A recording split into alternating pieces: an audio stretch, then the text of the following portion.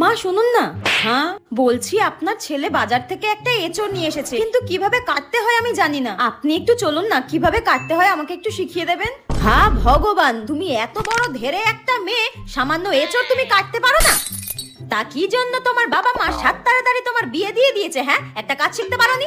আমার মেয়েকে আমি সবকিছু শিখিয়ে পড়িয়ে তারপর শ্বশুর বাড়িতে পাঠিয়েছি, যাতে শ্বশুর বাড়ির লোকজন আমাকে কোনো কথা শোনাতে না পারে। আর তুমি কি শিখেছো? হ্যাঁ ঠিক আছে মা, যাচ্ছি। হ্যাঁ ওই দেখো, বলতে না বলতে আমার মেয়ে ফোন করেছে। সব কাজ বাজ সেরে তারপর আমাকে ফোন করে। তোমার মতো নাকি মিনিটে মিনিটে বাপের বাড়িতে শুধু ফোন করা? হ্যাঁ মা বল, কেমন আছিস? মা শাশুড়ি শুক্তো রান্না খেতে চেয়েছে, কিভাবে করব বলে দাও। শুক্তো কিভাবে করবি বলে দেব? ঠিক আছে তুই এখন রাখ, আমি তোকে পরে বলে দিচ্ছি।